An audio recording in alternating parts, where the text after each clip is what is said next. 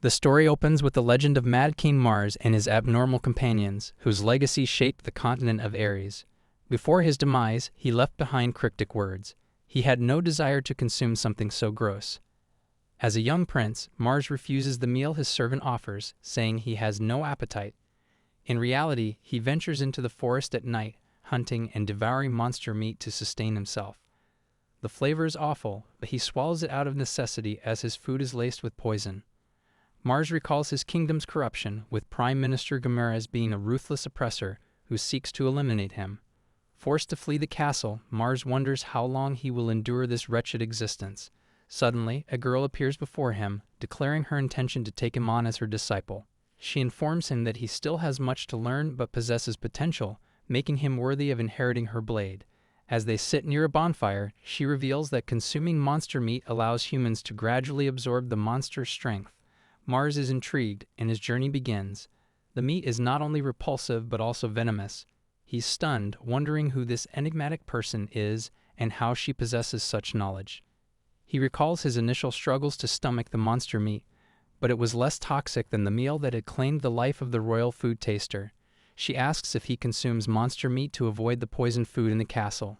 He affirms, adding that although the monster meat is detrimental to his health, he has grown accustomed to it.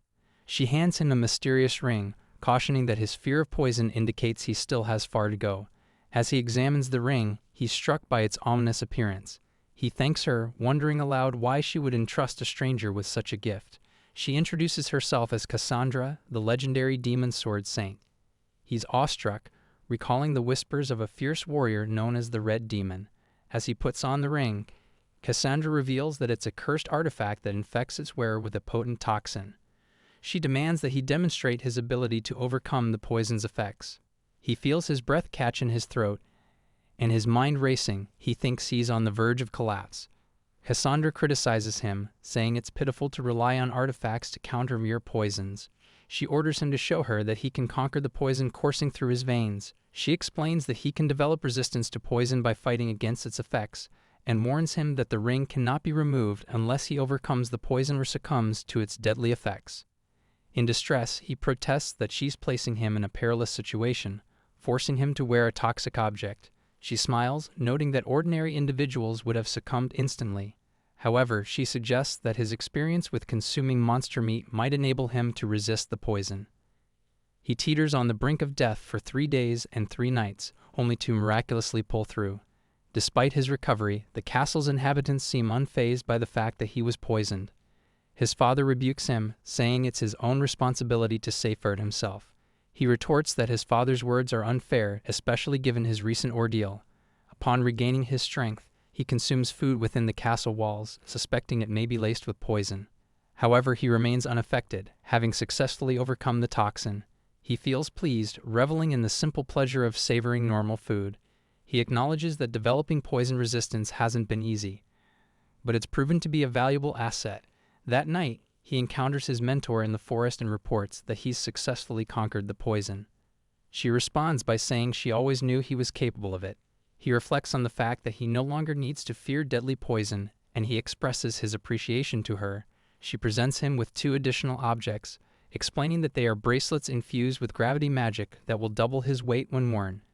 His expression turns grim as he realizes his training is far from complete.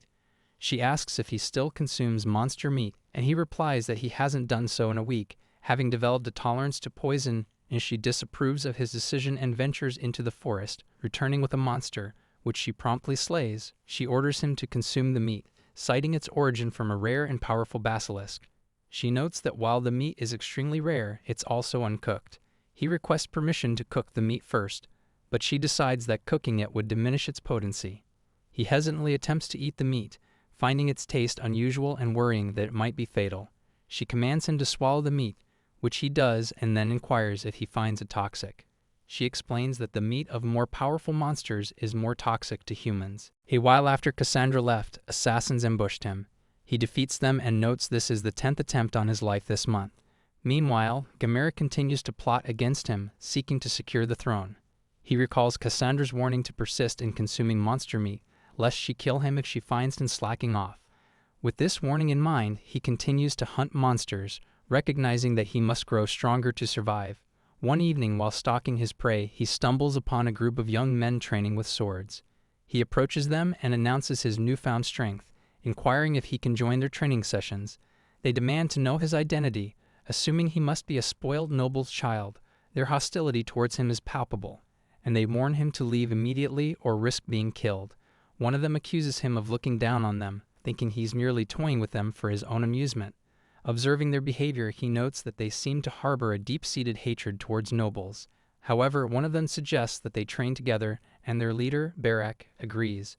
The hot-headed boy warns him not to complain if he gets himself killed. Mars thinks to himself that this boy is also reckless.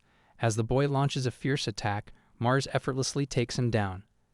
The group is surprised by his skill, and Barak suggests that they train together. Mars accepts, and they begin training. As they fight, Mars realizes that these young men are not just skilled swordsmen, but also kind spirits who share his passion for combat. He feels heartened to have found others who understand him and looks forward to continuing their training sessions together. Mars also notes that the group's skills are not limited to sword fighting. They also excel in hand-to-hand combat and strategy. He is impressed by their well-rounded abilities and sees great potential in training with them. With a smile, Mars comments that the boy is fortunate to have survived, as a blow like that would typically be fatal. The boy's defeat is met with anger, but eventually they all kneel before Mars. He declares that from now on, they will be his training partners, meeting once every 7 days. He explains that since he's stronger than all 5 of them, he needs more training partners to keep up with his growth. One of the boys protests, saying they're only interested in following him around to pass the time, as they're already struggling to make ends meet. He sneers at Mars, saying that as a noble, he's clearly accustomed to fine dining every day. The boy asks Mars what he had for dinner, and he replies that he had red bone meat. The boy's eyes widen in surprise, and he asks him if he consumed that notorious meat. They think that he doesn't know red bone meat is toxic. One of them remarks that a red bone isn't a monster that someone like him can defeat. One of the 5 boys accuses him of lying, recalling a time when he ate the meat of a killer rabbit and ended up vomiting blood. Bedridden for 3 days. Another boy chimes in, stating that everyone knows monster meat is poisonous. He asks if he's trying to deceive them. He warns them that there's something behind them. As a blood bear roars, he thinks to himself that it might make a decent meal for tomorrow. He kills the blood bear, and they stare at him in awe, wondering how he does it. He eats a piece of the meat and offers them each a piece, cautioning them to take only a small bite, as eating too much could be fatal. They struggle to eat the meat. The leader recalls his past in the castle, viewing Falun as a miserable country. As a noble's 3rd son, he was expected to prioritize etiquette over swordsmanship, but he resented this, believing strength mattered most. Mocked as a fool for his efforts, he hid his identity and formed a like-minded group, naming it 100. Their hierarchy is based solely on power, with the strongest member holding the highest rank. He trains with his group, which has grown to over 20 members. They take pride in being the strongest group in the country, even claiming to be more powerful than the knights, who they see as near figureheads. As he consumes the monster meat, he reflects that a being of extraordinary power has emerged before them. Mars instructs his companions to eat more meat, but they gaze at him in awe. He advises them that indulging in the potent blood bear meat is premature, recommending they first adjust to local delicacies like the killer rabbit. The leader of the group muses that his companions are, in reality, pretenders. They lack genuine power, resolve, or trust, yet they claim to be seekers of power. His subordinates bow before him, acknowledging his superiority and addressing him as number 0. They express their willingness to follow his guidance and invite him to join their group, the 100, to share his expertise. Ogma granted him the title and suggested Zeros as his new name. Clad in ancient armor to conceal his identity, he trains with the 100, finally unleashing his full strength. His skills in multi-opponent combat improve significantly. No matter how often he defeats them, they refuse to yield, fighting until physically incapacitated. Even assassins sent to kill him lack such relentless determination. Though peculiar, their unwavering spirit is undeniably satisfying. It proves their passion is real. As another year passes, their training regimen remains unchanged, but he begins to sense that their dynamics are heading in an unusual direction. Upon observing their behavior towards monster meat, he realizes that those capable of consuming the flesh of more powerful creatures are revered, while those limited to weaker monsters are belittled as weaklings. Though he disagrees with this measure of greatness, his companions are in awe of his ability to eat dragon meat, wondering how many monsters he's consumed. In contrast, he recalls his past life as a prince, where he was never given such respect, leaving him with mixed emotions. Meanwhile, at the Black Knights of Falun's headquarters, Commander Crom asks about a group consuming monster meat and relentlessly training for battle. Commander Crom's knight informs him about the 100, a group that hunts monsters and consumes their meat. Some Black Knights are allegedly part of this group. Crom is concerned, wondering if they're an evil cult, and decides to investigate personally. Under the cover of the night, Crom disguises himself and infiltrates the 100. The group welcomes him warmly, and an instructor offers to teach him monster hunting techniques. The instructor emphasizes the importance of eating monster meat to gain strength, cautioning Crom not to overexert himself. As Crom observes the instructor's sword skills, he's told that he'll soon be eligible to participate in the 100's ranking battles. The instructor explains that consuming monster meat is the group's golden rule, and even the strongest individuals will be deemed lacking without it. Crom is handed a raw piece of monster meat and forces himself to eat it, despite initial reservations. The instructor reassures him that the taste will become more tolerable with time, and that his body will undoubtedly grow stronger. Crom wonders if he's truly embroiled in something sinister, and suspects the instructor might be aware of his true identity and intentions. Commander Crom initially concludes that the 100 is an evil cult due to their consumption of monster flesh. However, after a year, he undergoes a transformation, finding monster meat to be incredible and his strength augmented. Crom is in awe of Zeros, the enigmatic leader of the 100, who possesses legendary skills and generously shares his expertise. Crom realizes that subjugating the 100 would be a sacrilegious act, and that he's found his true purpose among them. As a prince, Mars hears growing rumors about the 100 within the castle. Nobles and commoners hold conflicting opinions, but he finds life as Zeros far more enjoyable than his role as a prince. Before his father, the king, he bows respectfully. The king questions him about the 100, referring to them as a cult-like group. Choosing his words carefully, Mars acknowledges the complexity of the situation. Then Gamera speaks up, declaring that Mars is the next king. Immediately, our lad suspects him of being the one plotting against his life. Gamera continues, pointing out that despite Mars's status, his track record as a prince is lacking. However, he has a proposal. The prince himself should lead the subjugation of the 100. If he succeeds, there would be no doubt about his right to the throne, both within the kingdom and beyond. Gamera adds that Mars is highly skilled with a sword, making him the perfect candidate for the task. Mars is stunned. Is he seriously being asked to kill himself? As he quickly assesses the situation, he realizes that the 100 has gained significant public support. If he were to eliminate them, his own reputation would be irreparably damaged. He suspects that Gamera is orchestrating this as a form of revenge. The king asks him if he can fulfill his request, prompting the prince to wonder why his father is complying with Gamera's orders. With great difficulty, he agrees to accept the task. Upon leaving the king's chambers, the prince reflects that Gamera is attempting to manipulate him into committing a dishonorable act, thereby threatening his position. Determined not to be exploited, he ponders how to resolve this predicament. His thoughts are interrupted by a beautiful girl sitting on a nearby sofa. As their eyes meet, she approaches him, remarking that it has been a long time since they last met. The prince is startled, unsure of her identity or why she has entered his chambers uninvited. Suspecting an assassin, he quickly reconsiders. Her refined aura sets her apart. The mysterious girl offers her power, addressing him first as Mars and then as Zeros. His eyes widen in shock. How does she know his true identity? The prince's curiosity gets the better of him, and he hesitantly asks the mysterious girl how she knows him and if they've met before. She responds with a hint of amusement, saying he's forgotten, as expected. She reveals her identity as Frau, his fiancée. The prince's eyes widen in surprise, but he quickly regains his composure, apologizing for not recognizing her sooner. Her reference to him as Zeros sparks his curiosity, and he asks her what she means by that name. He thinks to himself that his secret identity as Zeros, the leader of the 100, has been hidden from everyone, including his fiancée. She explains that she's been keeping tabs on him through a crest on her hand, which allows her to share her vision and teleport to his side. His eyes widen in astonishment as he gazes at the matching crest on his own hand. Memories flood back, and he recalls she created the crest on his hand when they were children, claiming it was a ritual to solidify their engagement. He had thought it was just a cool mark, but now he realizes its true significance. His astonishment deepens as he grasps the implications.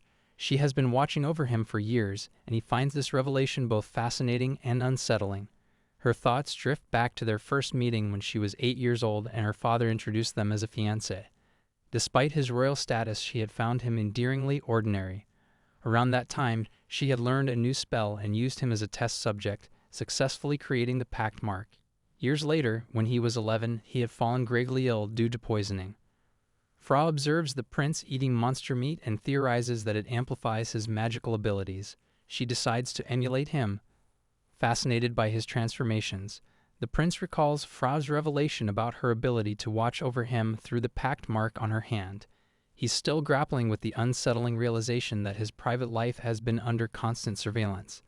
Later, the prince joins his group, the 100, where he meets Crom and Warren, leaders of the Red and Black Knights. They inform him that the country intends to eradicate the 100 and reveal that they've been appointed to oversee this mission.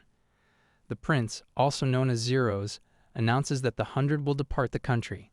However, the commanders of the Red and Black Knights express enthusiasm for supporting the 100, pledging to follow Zero's decisions unwaveringly. Zeros is perplexed, wondering what they mean by their unwavering support until the end. The commanders elaborate that, with combined strength, they possess sufficient power to succeed in a rebellion, provided Zeros leads them. Zeros inquires about their intentions, confessing his reluctance to participate in a rebellion. The group falls into a flurry of whispered discussions, attempting to decipher Zero's intentions. The prince unveils his true identity, anticipating that they will comprehend his complicated situation. However, they are stunned to discover that their leader is, in fact, Prince Mars. One of the 100 members confirms that they have received the prince's telepathic message. The prince questions whether they genuinely understand his predicament.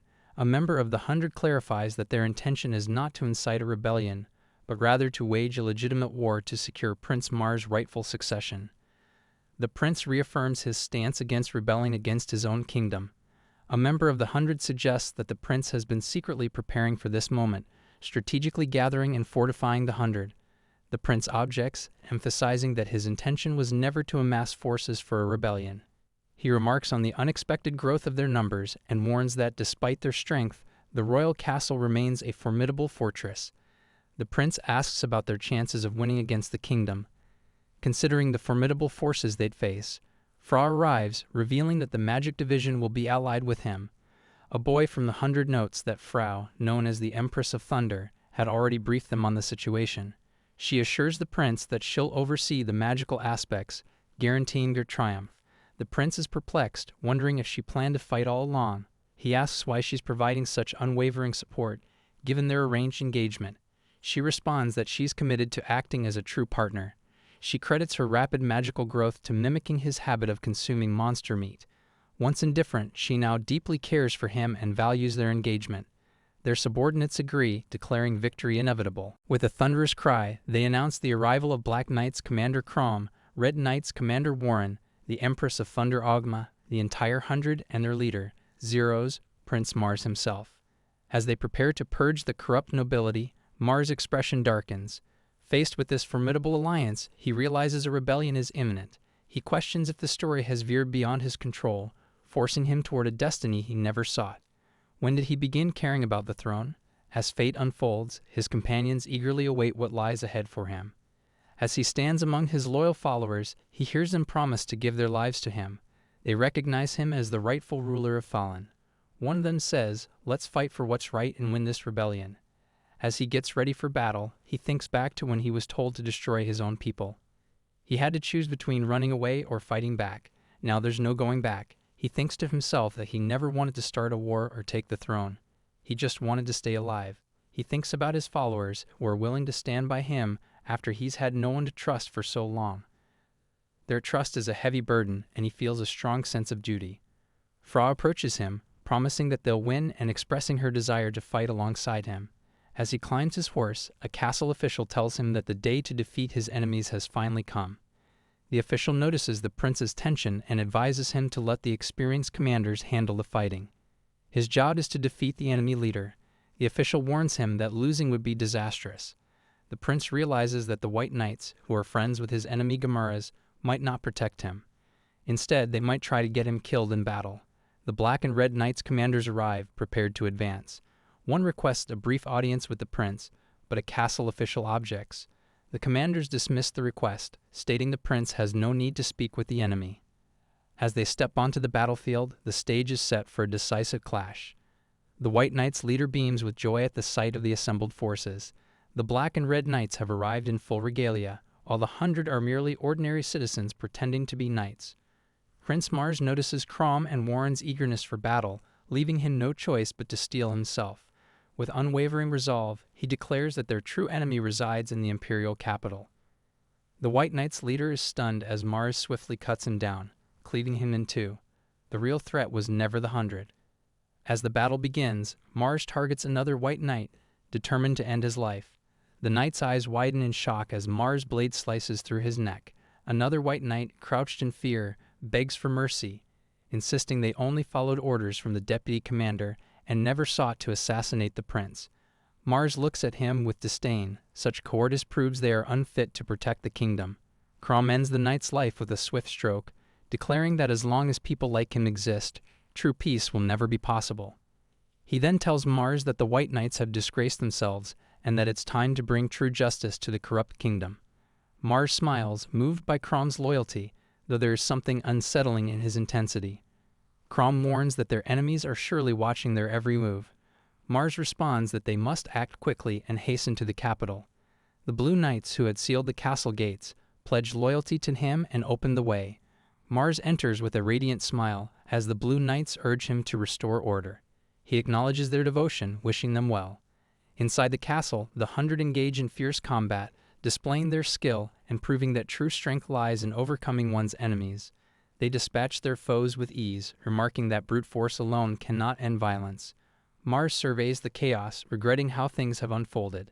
He then considers the loyalty of the Mage Corps, realizing that the situation may soon spiral further out of control. In the Mage Tower, the monarch informs Frau that Prince Mars has sparked a rebellion. She requests that he resign his authority and pass the family title to her, leaving him stunned.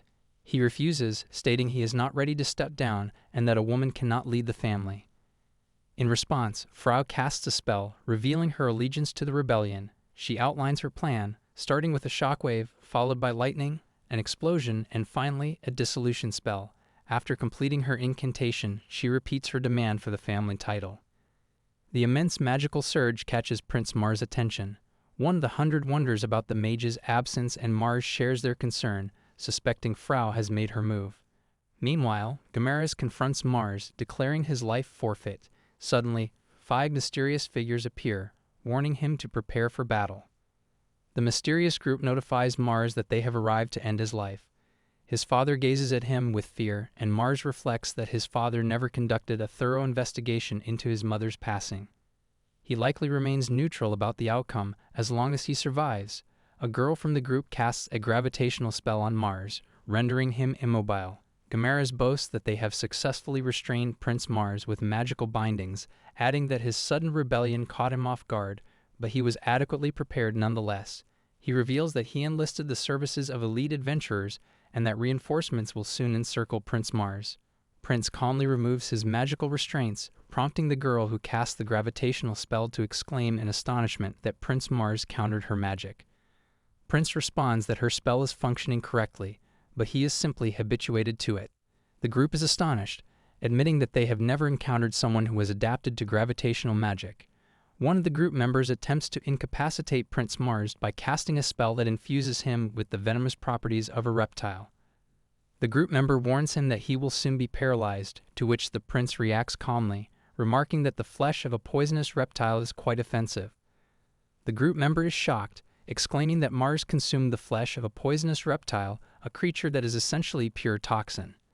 One of the group members charges at Mars with a sword and with swift reflexes, but he bisects his attacker. The group is stunned, and one of them frantically asks if the fallen member can be revived. The girl retorts that they would require a necromancer to restore him to life. Mars apologizes, smiling, and explains that it's been a while since he's fought without his magical restraints, so his control is a bit erratic. The group promptly retaliates by casting a barrage of magical assaults at Mars. In a defensive maneuver, he deploys a sonic blade spell, wounding the attacker and prompting him to beg Luida, the group's female member, to restore his life.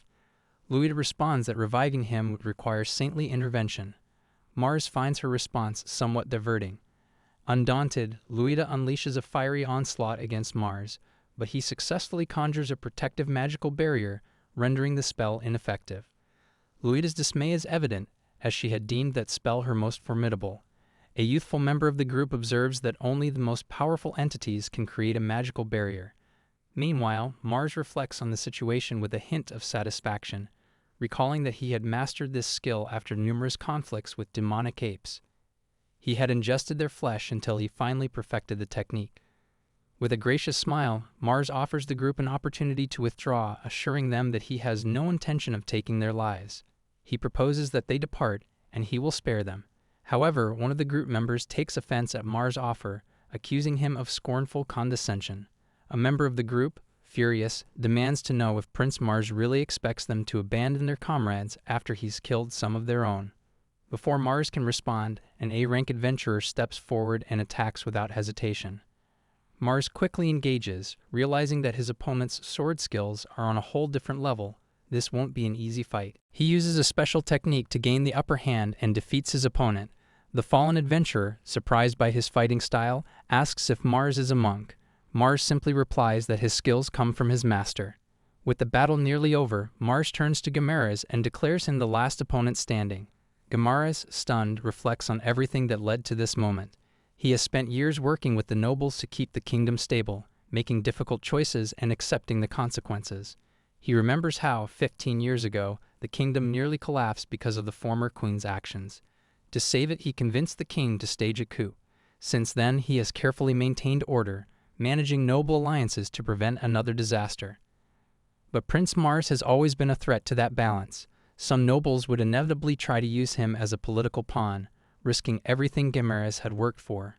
Believing it was necessary, he even ordered Mars' assassination multiple times. But the prince survived them all. Suddenly, the 100 storm into the castle, announcing that the nobles have been defeated. They point to Guimarães as the last one left. Mars hesitates. Have the 100 really wiped out all the nobles? And if so, how do they plan to rule the kingdom now?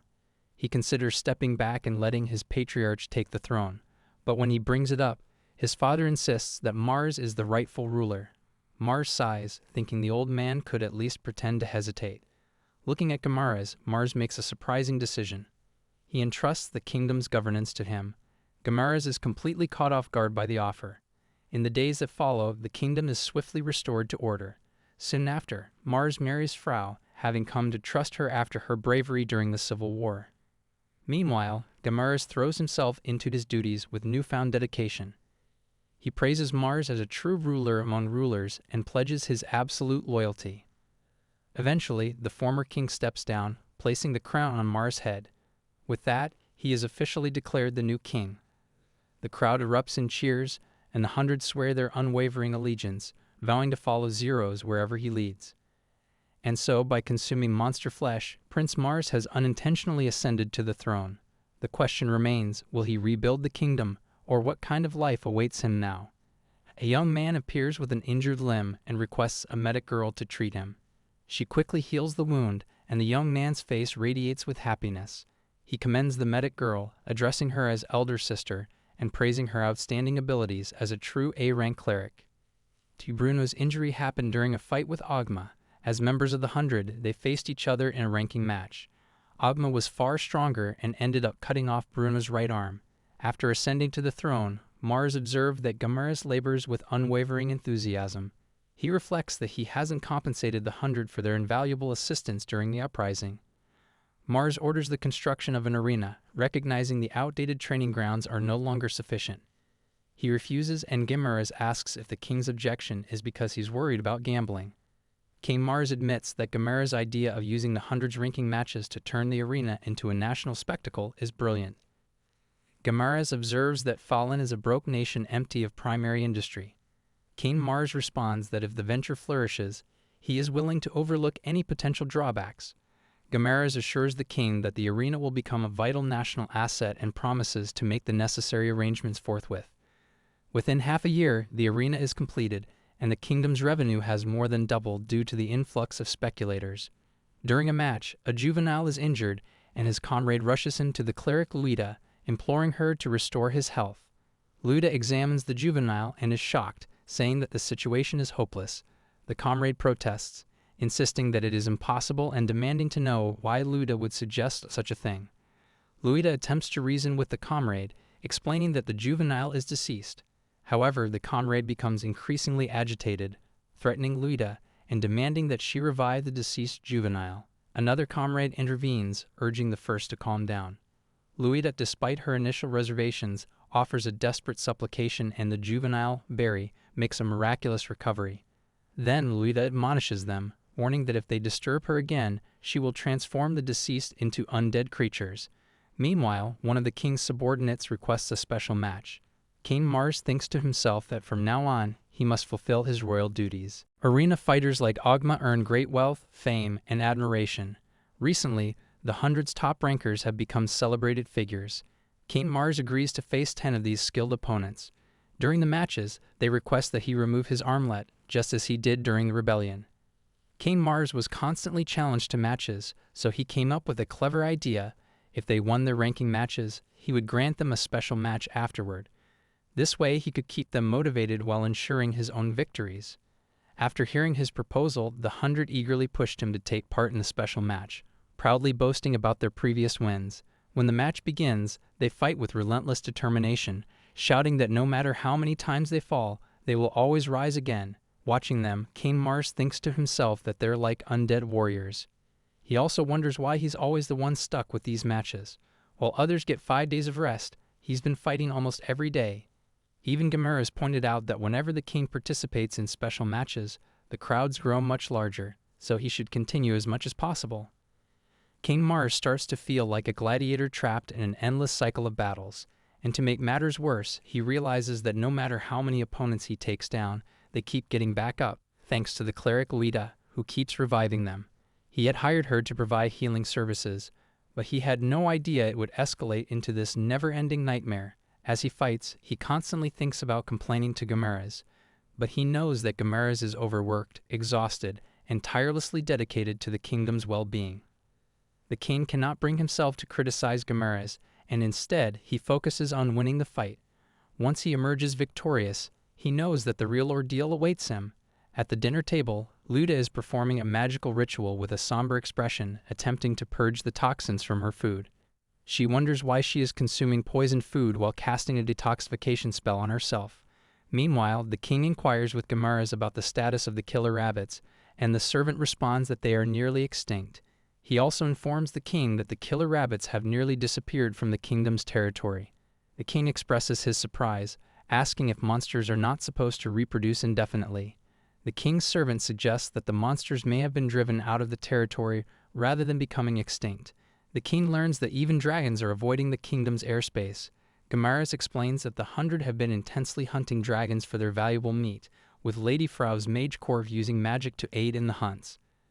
The king wonders if having fewer monsters is not a good thing, given the destructive nature of killer rabbits.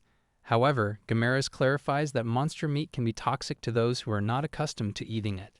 New recruits to the 100 struggle to adapt to this diet. The king looks at his food and thinks that he would prefer something tastier. He suggests to Gamera's that the 100 should raise killer rabbits if they desire their meat so intensely. Gamera's asks the king if he is proposing that they domesticate monsters. The king affirms this notion, impressing Gamera's with his unconventional thinking. The king notices that Gamera's is seriously considering his words and starts to worry. If they begin breeding monsters for food, other nations might see them as insane. He quickly clarifies that he never meant it that way and asks Gamera's to guess again. Gamera's then asks if the king's idea was for entertainment, but the king denies it. Thinking further, Gamera's suggests that breeding monsters could be useful for the military, just like the northern kingdoms breed dragons for war. The king is horrified.